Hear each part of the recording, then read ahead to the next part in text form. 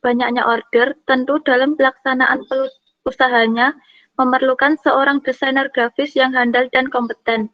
Karena desainer grafis adalah orang yang pertama tatap muka dan melayani semua orderan pelanggan dengan berbagai macam permintaan desain. Kepuasan pelanggan menjadi prioritas perusahaan dalam menjalankan usaha. Pada rekrutmen seorang desainer grafis, keahlian dan kreativitas calon desainer sangat dibutuhkan. Dalam kegiatannya, pada rekrutmen desainer grafis, diadakan tes desain yang wajib diikuti semua calon atau pelamar. Ditentukan batas waktu dalam membuat sebuah desain. Penilaian hasil desain calon desainer grafis dilakukan dengan mengisi nilai pada kertas yang bertuliskan semua kriteria desain yang ditentukan oleh CV Anindo Multimedia sendiri. Dari semua kriteria nilai dijumlah dan ditotal secara manual. Dengan banyaknya calon desainer grafis, tentu hal tersebut memakan waktu yang lama dan kurang efektif dalam pengambilan keputusan. Oleh sebab itu, perusahaan memerlukan sebuah perhitungan dan sistem yang akurat, adil, dan cepat untuk membantu dalam meranking hasil desain calon desainer grafis sesuai kriteria yang ditentukan.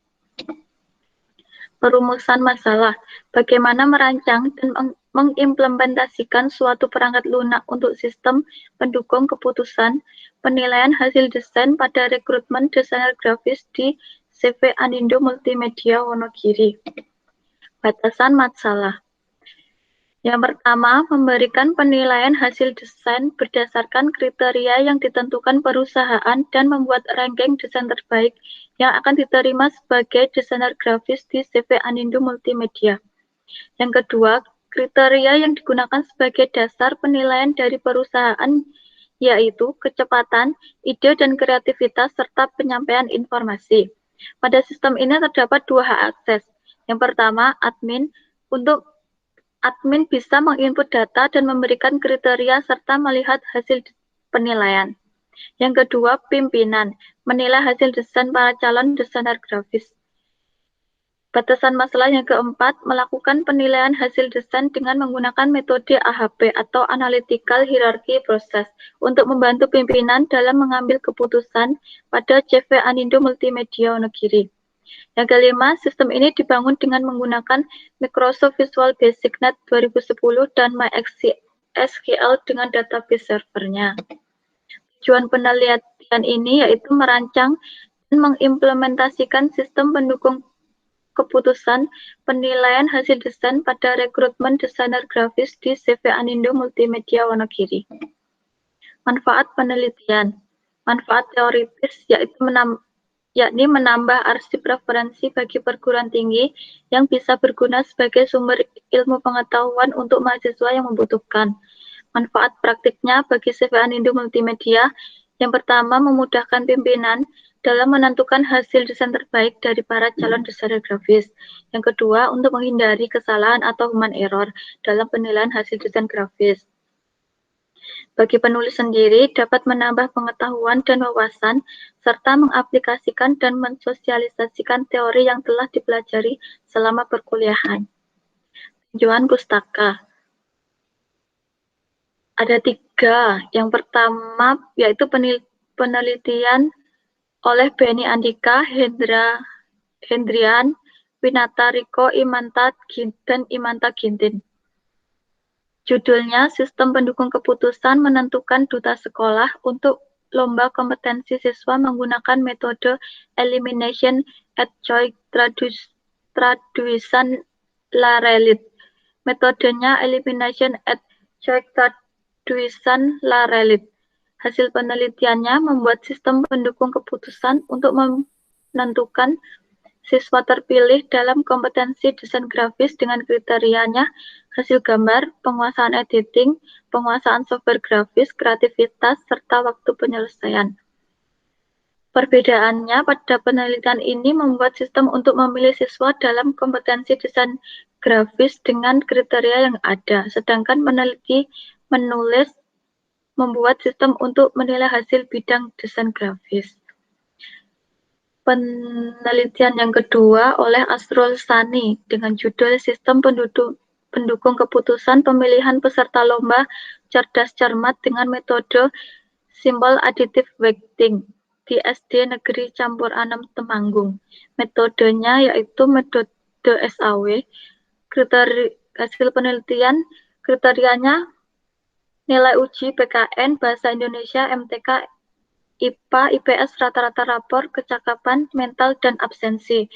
Sedangkan perbedaannya yaitu dalam penelitian ini membuat sistem pemilihan peserta lomba dengan metode SAW, sedangkan penulis membuat dengan metode AHP.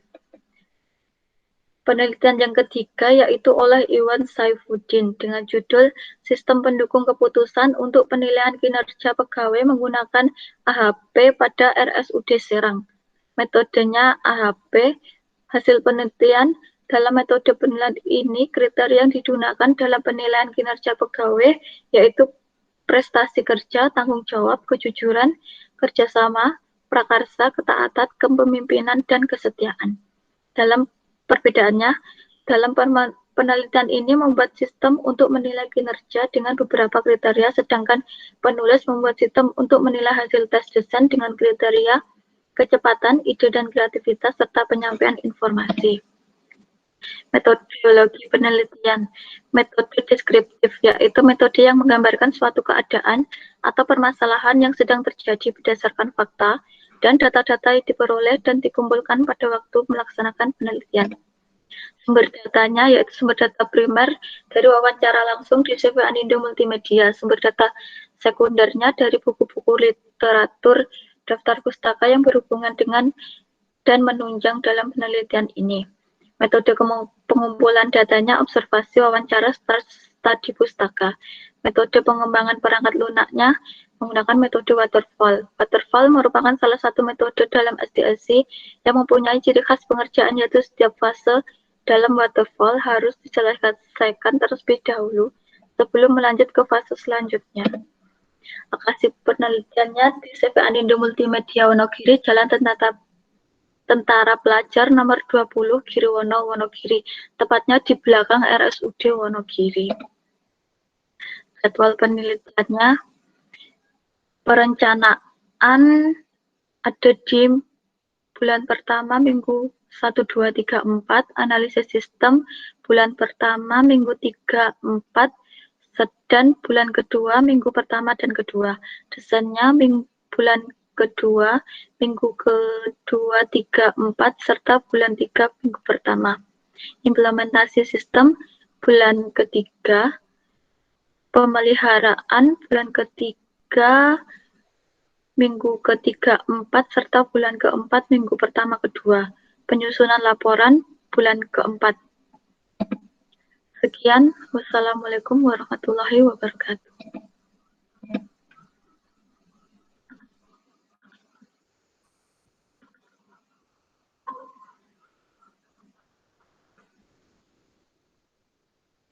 Sampun, Pak.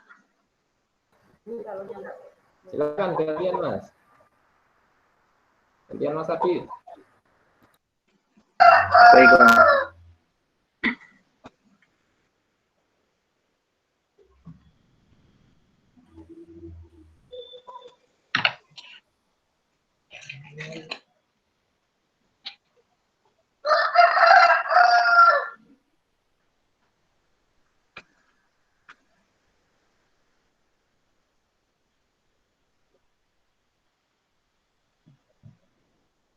Sudah muncul, Pak? Sudah. Sebelumnya, Assalamualaikum warahmatullahi wabarakatuh. Di sini saya atas nama Aditya Bagus Pamungkas ingin mempresentasikan aplikasi presensi siswa berbasis QR Code di SMP Negeri 2 Girimarto, Wonogiri.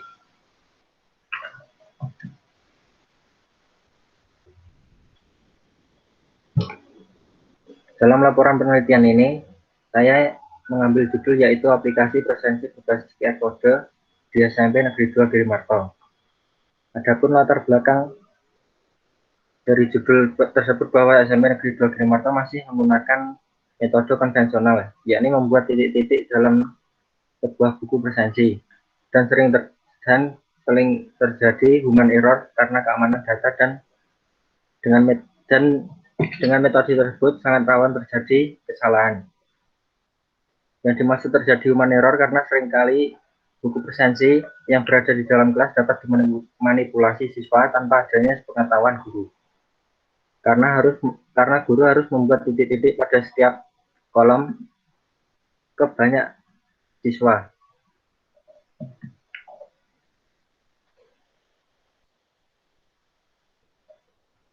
Rumusan masalah, yakni bagaimana menciptakan sistem presensi siswa yang dapat menjadi wadah dan pusat informasi siswa serta mudah dipahami dalam pengoperasian. Sedangkan batasan yang ada dalam penelitian, yang pertama, teknologi aplikasi. Menggunakan App Inventor sebagai perangkat untuk mengembangkan aplikasi. MySQL sebagai tempat penyimpanan utama data atau disebut database. PHP sebagai penghubung antara aplikasi penyimpanan utama. Dan Visual Studio 2015 sebagai aplikasi IDE untuk server aplikasi.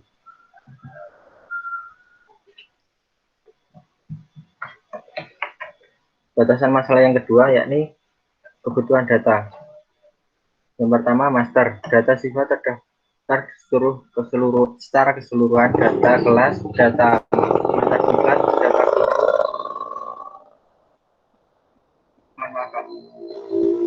data diklat, data guru, dan data PP atau BK. Yang kedua adalah transaksi, yakni presensi dan laporan presensi. Dan yang ketiga, laporan. Rekapitulasi presensi per bulan. Batasan masalah yang ketiga yakni hak akses. Yang pertama, admin. Hak akses untuk menggunakan aplikasi server, yakni guru, BK, administrator, dan kurikulum. Yang kedua, user. Hak akses untuk menggunakan aplikasi klien, siswa, dan guru. Metode pengembangan sistem ini adalah menggunakan spiral.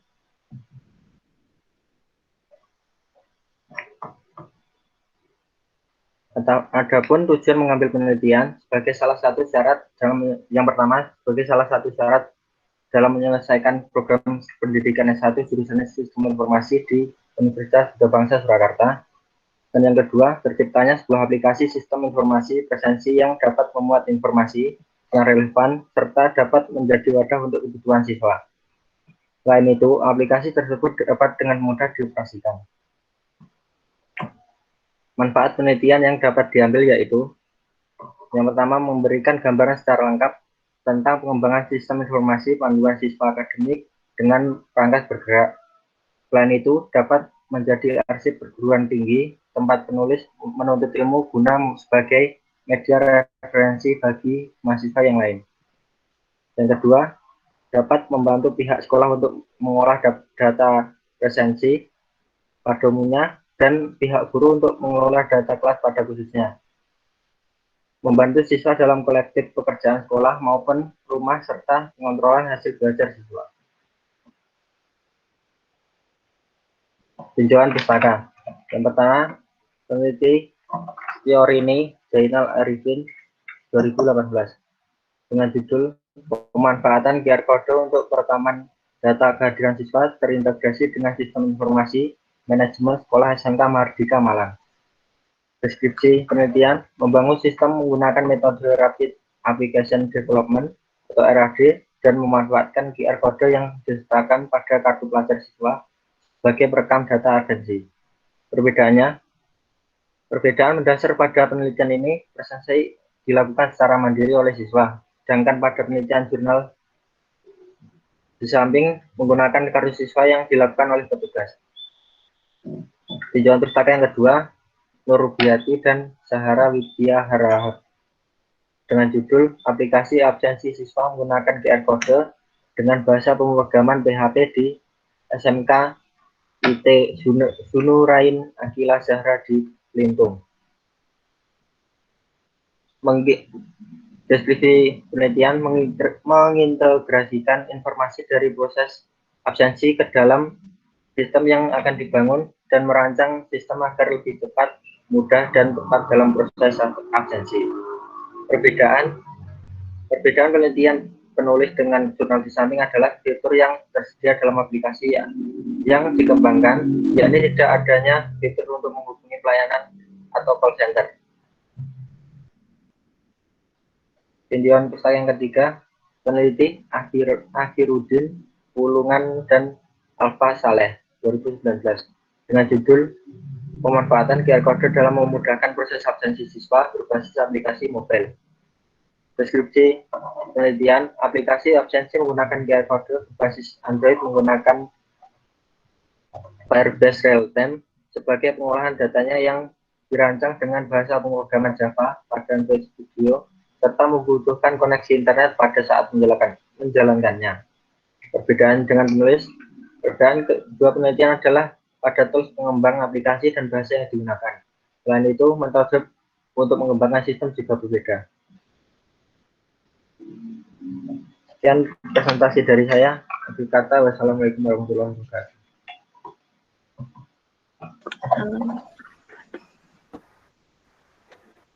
Oke, Mbak Anin dulu. Iya, Pak. Kalau nanti Mbak Anin itu dibuka naskahmu yang di draft, yang kamu kirim di draft, yang PDF. Kalau Mas Adit sekarang dibuka. Iya, Pak. Dibuka yang PDF.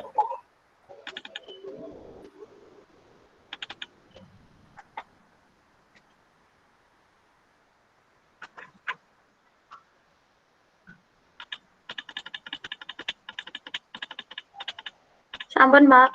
Bisa, Pak. Yes. Mbak Anin dulu, yang pertama apa komentarnya itu?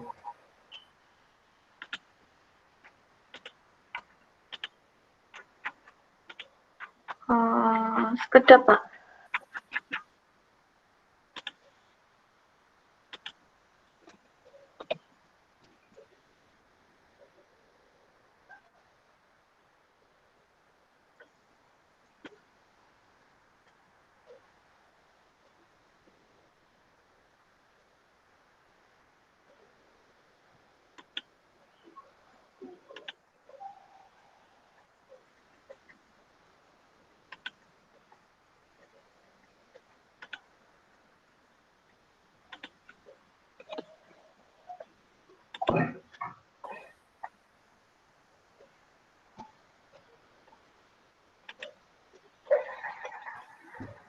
Yes.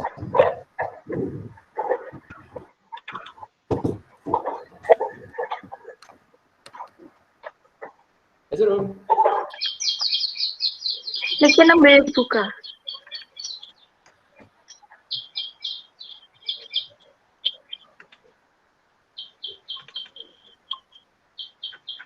Yang pertama,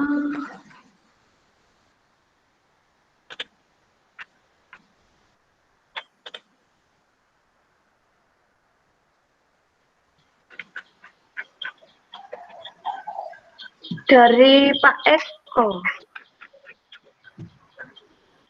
Permasalahan mohon lebih diperjelas mengenai rekrutmen desainer yang terjadi di sana seperti apa. Sing dari saya loh.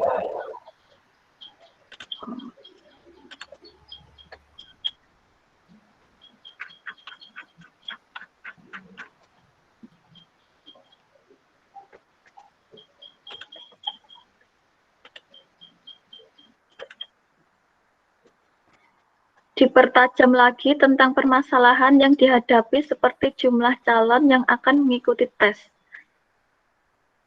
Iya, itu kan permasalahannya apa? Gitu. Yang dihadapi apa? Kan kamu membuat SPK, toh?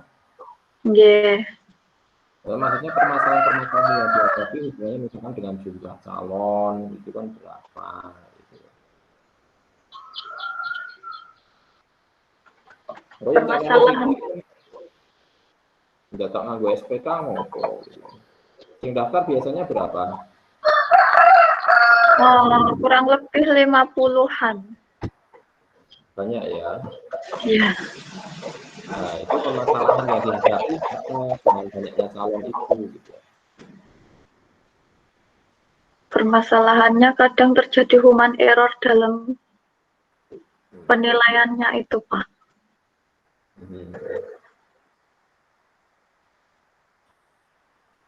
Terus kadang kan lama buat penilaiannya itu. Kalau pakai SPK mungkin lebih cepat.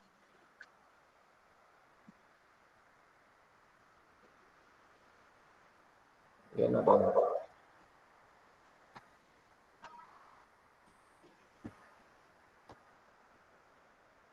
Ya, nanti dipertajam lagi ya. Iya, Pak. Terus dengan tabel perbedaan tadi itu, jadi perbedaannya itu tidak hanya metodenya, tapi hasilnya oke. Gitu ya. Misalkan ada berapa kriteria, kamu menggunakan berapa kriteria, dan seterusnya. Terus nanti kalau penulisan nanti dilihat ya. Sama itu, poin 93, 9.3.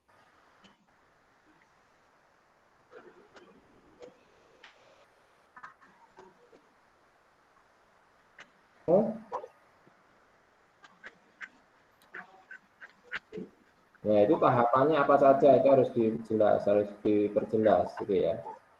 Iya, Pak. Terus Mas Adit, ya. Ya, Pak.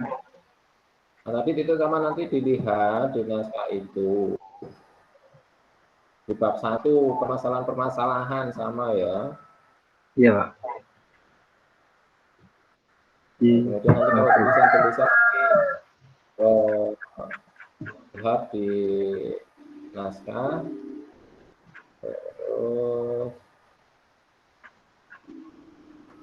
nanti dilihat di naskah itu ya. Kalau hanya tulisan-tulisan nanti metodenya sebentar. Ya, sumber kutipan nanti diperbaiki lagi. Ya. Yang lain nanti lihat di situ. Pak Eko. Iya, Pak. Ini saya Oke. saya izin dulu ya Pak ya. Oh, oke, Pak. Monggo jangan lanjutkan. Oke. Oke, monggo. Oke, Pak. Oke. Pertama sama Mbak Anin ya. Iya, Pak. Oke, Mbak Anin. Yang pertama kan tadi sistem pendukung keputusan. Jadi sistem pendukung keputusan SPK, sistem support system dalam apa namanya? Ini kan mau menilai atau menentukan siapa yang nanti diterima. Menentukan. Hanya menentukan siapa yang akan diterima kan berarti. Ya, menentukan itu dari hasil penilaiannya.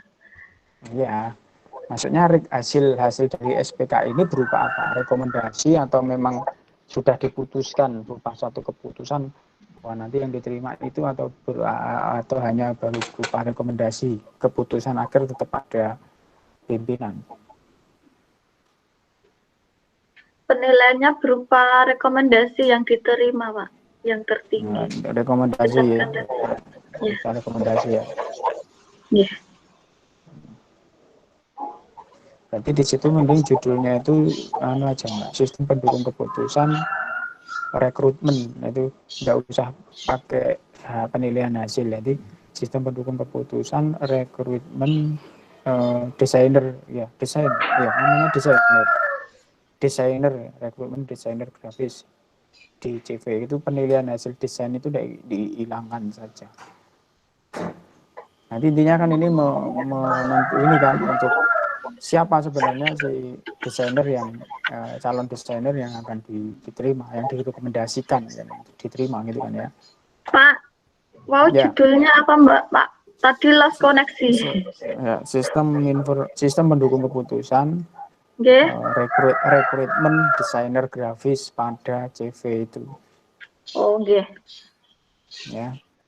Kemudian tadi ya di latar belakang masalah, nah, tadi sudah diperjelas kemudian model apa namanya perekrutan yang saat ini itu terjadi seperti apa itu dijelaskan, permasalahannya apa sehingga nanti menjadi apa namanya yang menjadi dasar Anda ingin membuatkan suatu SPK atau sistem pendukung keputusan ini. Apakah sering terjadi pemilihan yang tidak objektif, artinya ya kan kadang pemilihannya tidak objektif atau salah salah dalam memilih pegawai gitu, atau apa gitu kan ya, yang menjadi dasar sehingga sistem ini bisa digunakan untuk membantu ya mengatasi permasalahan yang ada di sana. Kemudian kriteria ya, di batasan masalah di situ ada kriteria. Kriterianya apa? Untuk merekrut seorang calon desainer itu apa kriteria yang di ini.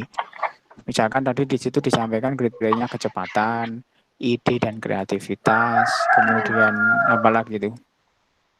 Penyampaian informasi. Penyampaian informasi. Dan di situ masing-masing ada sub kriterianya kecepatan. Nah, untuk mengukur kecepatan itu apa yang menjadi kriteria bahwa seorang desainer itu cepat?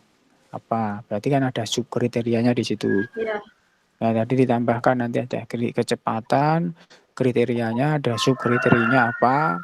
Kemudian ada ide dan kreativitas, itu kriteria, sub kriterianya apa? Untuk menilai bahwa calon desainer itu memiliki ide dan kreativitas bagus itu seperti apa sub kriterianya.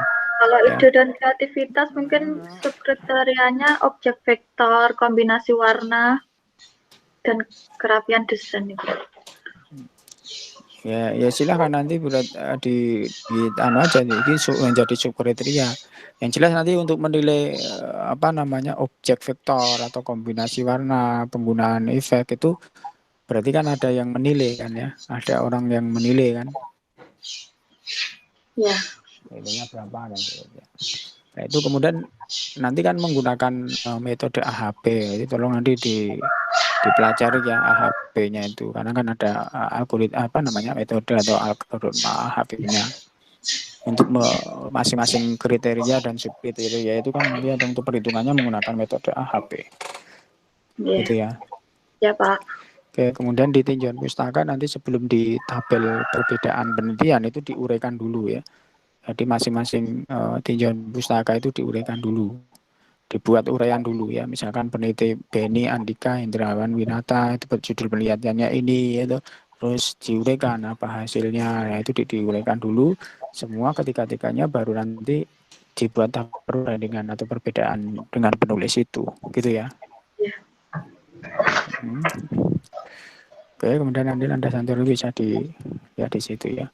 Kemudian metode pengembangan sistem kan Anda menggunakan waterfall, itu dirinci tahapannya apa saja, dan setiap tahapan dari waterfall itu apa yang akan Anda kerjakan, penulis kerjakan ya. Jadi misalkan tahap pertama analisis misalkan ya, berarti tahap analisis itu apa yang akan dikerjakan oleh penulis itu dirinci di situ. Kalau di situ kan belum ada itu punya itu tahapan dari waterfall itu belum ada. Nah, itu tolong nanti dilengkapi dan dijelaskan ya setiap tahapan dari masing-masing tahapan itu apa yang akan dilakukan oleh penulis. Kemudian di daftar pustaka dilengkapi ya, tinjauan pustaka tadi seharusnya dimasukkan ya.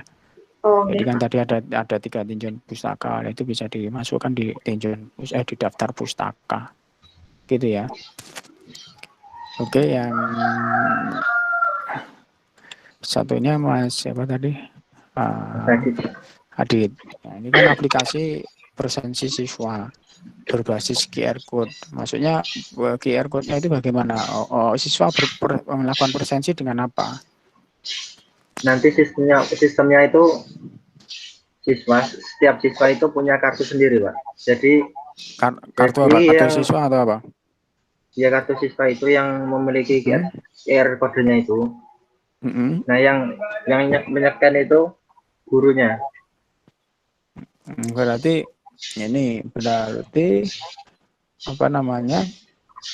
kartu siswanya di-scan oleh gurunya. Iya, yang menyekan. Berarti setiap kelas ada scan QR code-nya. Tiap siswa memiliki sendiri-sendiri, Pak. Enggak, scan-nya itu alat scan-nya kan berarti setiap kelas harus ada gurunya harus punya ini. Nyekannya kan pakai apa? Nyekannya pakai apa, guru? Pakai HP nanti. Iya, nanti dikirim lewat jaringan ke desktop. Repot enggak, Mas? Nah, guru harus nyekan satu-satu guru kartu siswane ngono kuwi kira-kira repot ora? per kelas itu ada sendiri-sendiri tuh. Nah, iya, per siswa, misalnya satu kelas ada 40 siswa. Itu Iya, kan gurunya kan harus nyekan 40 kartu itu loh. iya. Tapi per kelas itu punya satu guru piket sendiri-sendiri, Pak. Jadi seumpama ada 7 kelas. Nah, setiap kelas itu memberi guru-guru sendiri. Gitu, Pak. Nyekannya sekali atau gimana? Kan kalau siswa kan nanti kalau misalkan masuk itu kan dari jam 1 sampai Iya, jam cuman 8. Itu cuma ngabsennya pagi. sekali atau gimana? Oh, pagi. Berarti Cuma siang sekali. tidak diabsen lagi gitu ya. Sudah tidak, Bukan Pak. bukan per mapel. Kalau biasanya kalau mapel misalnya ya, itu kan gurunya beda-beda. Nah, itu ngabsen tidak ngabsen itu hanya ngabsen sekali Sudah, di sudah awal ya. pagi itu. Iya. Cuman di pagi itu. Kenapa kok Anda pengen QR code? Karena sistem yang ada di SM itu belum ada, Pak. Nah, Selain iya, itu ya memang masih banyak. apa? Ribet itu loh, Pak, titik-titik itu buku itu pakai buku. Iya, kan itu yang saat ini. Nah, Kenapa kok ya. tidak memilih presensi yang lain gitu loh? Kenapa harus pakai QR code gitu loh? Kan misalkan Saya pakai karena misalkan saya kan rasa gimana, Pak? misalkan kan pakai Nah, apa kayak sidik jari gitu sehingga kan tidak merepotkan guru harus nyegani kartunya siswa satu-satu gitu loh maksud saya. Kenapa kok tidak pakai apa siswa masuk ya udah presensi pakai sidik jarinya sendiri misalkan itu sehingga kan memudahkan jadi tidak meribet apa membuat guru itu menjadi sibuk sendiri yang malah ngurusi absen nih kok. Itu kenapa kok Anda milih itu loh, tolong dijelaskan. Anda mungkin punya alasan ya, apa karena gitu saya loh. rasa itu ya karena saya rasa yang terpraktis pakai QR code itu, Pak. Yang saya rasa gitu. Daripada Artinya kan sidik jari itu, jadi Pak. kan Menurut enak saya. loh. Jadi kan siswanya yang absen, siswa masuk absen. Iya, tapi menurut saya kendalanya nanti kalau ada semisal luka gitu kan sidik jari gagal, Pak. Lupa apa? Luka.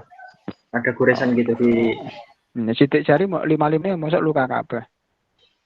Kan bisa tidak hanya satu sidik jari kan bisa jempol, jari telunjuk, jari tengah, jari manis, celingging itu kan bisa digunakan semua. Masuk 5 berusak kabeh. enggak, maksudnya saya itu kalau pakai apa sidik jari itu yang terdaftar cuma satu jari gitu. Enggak semuanya. Cuma pakai jempol semua ya jempol gitu. Enggak pakai Ya kelingking. artinya nanti bisa bisa mempertahankan itu pakai QR code ya. Itu ya. Dan rumusan Ya, masalah nanti di itu bagaimana membangun aplikasi apa itu aplikasi presensi dengan apa gitu diperjelas di rumusan masalah. Kemudian batasan masalah juga sama ya. Kemudian di batasan masalah juga ini ya QR code-nya ditegaskan lagi ya, letak QR code-nya belum kelihatan di batasan masalah karena di judulnya tadi kan ada QR code. Tapi di batasan masalah belum muncul QR code-nya, model QR code-nya bagaimana itu mau diperjelas di batasan masalah ya. Iya, Pak. Kemudian yang kedua, metode pengembangan kamu yang gunakan itu spiral. Kenapa milih spiral? Karena proses absensi ini kan proses perangkat lunak ini kan berlangsung secara gimana ya? Prosesnya kan mengembang terus gitu loh, Pak. Enggak. Artinya Ya. kamu tahu kan itu apa itu metode spiral gitu. Ya, Spiral itu dicocok untuk apa gitu kan? Ya, pengembangan sistem dari perangkat lunak ini kan mempunyai skala yang besar gitu, Pak. Nah, ya, skala yang besar. Padahal kan absensi itu kan tidak besar. Absensi itu kan bagian dari sistem. Bagian dari sistem apa? Bagian dari sistem kepegawaian kan. Itu subsistemnya dari sistem informasi manajemen kepegawaian. salah satunya presensi, salah satunya nanti ada mungkin kalau di pegawai yang di perusahaan bagian shift kan itu adalah sistem dari sistem informasi kepegawaian atau SDM. Itu kan bagian kecil. Ya, kalau yang spiral ini kan dia itu metode pengembangan yang memang itu cocok digunakan untuk pengembangan sistem yang besar. Misalkan ada mengembangkan sistem informasi manajemen SDM-nya atau mengembangkan sistem informasi eksekutifnya, nah, itu memang cocok untuk pengembangan dengan metode spiral. Kalau sistem hanya absensi itu kan tidak sesuai itu loh, kalau memilih yang spiral itu loh. Terlalu ini kan tidak cocok untuk spiral itu tidak cocok untuk diimplementasikan dengan proyek yang absensi kan salah satunya proyek kecil. Itu kalau menurut saya yang cari yang sesuai saja metode pengembangannya. Misal waterfall atau yang cocok lah ya yang cocok sesuai dengan sistem yang kamu gunakan kan kecil sistemnya. Kalau kamu lihat di metode spiral itu, coba gambar metode spiral kan itu rumit itu di situ tuh. Nah, itu memang digunakan untuk proyek-proyek besar. Pengembangan sistem yang menggunakan proyek-proyek besar, membangun sistem-sistem yang proyeknya besar. Tapi kalau proyeknya skala kecil itu ya gunakan waterfall aja. Itu loh. Ya. Gitu ya. Kalau menurut saya tuh spiral diganti saja sesuai kan karena kan proyeknya proyek kecil. Ya. Itu kemudian di tinjauan pustaka nanti perbedaannya lebih dipertegas lagi ya. Di tabel perbedaan itu ada kolom perbedaan, itu kemudian dipertegas lagi apa sebenarnya yang menjadi pembeda dari penelitian dengan penelitian yang sudah ada. Itu kemudian nanti di landasan teori udah nanti dilihat di situ ya. Nanti metode pengembangan sistem nanti menurut saya diganti saja, sisihkan saja karena kalau yang spiral itu untuk cocok untuk yang skala besar ya, pengembangan sistem yang skalanya besar. Kemudian tinjauan pustaka itu mohon penulisan tinjauan pustaka, daftar pustaka penulisannya mohon diperbaiki ya. Itu kalau itu dari buku atau jurnal itu tidak usah ditulis linknya itu loh, linknya kenapa harus ada linknya, tidak usah. Oh iya. Ya, linknya tidak usah dicantumkan. Ya. Gitu kira-kira. Gitu ya. Iya, Pak. Itu kemudian karena di Pak Widi sudah keluar, jadi intinya proposal dari Mbak Anin dan Mas Adit ya, ini proposalnya diterima tapi dengan perbaikan sesuai dengan yang disampaikan tadi ya. Iya Pak. Ya, segera diperbaiki maksimal satu minggu maksimal. Semua satu minggu ya. Nanti kirim di mana, Pak? Kirim email. Email ke Cita ini atau masing-masing penguji ini lah. Oh iya. Penguji. Baik, Pak. Itu ada pertanyaan? Ada pertanyaan enggak? Pak, berarti nanti setelah ini langsung bimbingan bukan? Iya, direvisi dulu, setelah selesai baru bimbingan. Gimana? Berarti kita pembimbingnya Pak Wiji sama Pak Eko. Nah, iya toh, iyalah. Lah apa pengen ganti ya? Enggak, Pak. Ini nanti yang halaman ini langsung diisi nama pembimbing enggak, Pak? Iya, beri nama pembimbing. Pembimbing satu. Ya, Pak Wiji lah. Pak Wiji. Baik, Pak. Sudah? Iya, Pak. Berarti bimbingan nanti lewat email nih, Pak? Iya, lewat email. Ya. Sudah? Ya, cukup ya. Iya, Pak. Iya, Pak. Baik, Pak. Mungkin itu cukup kita akhiri. Terima kasih. Assalamualaikum warahmatullahi wabarakatuh. Waalaikumsalam. Waalaikumsalam warahmatullahi wabarakatuh.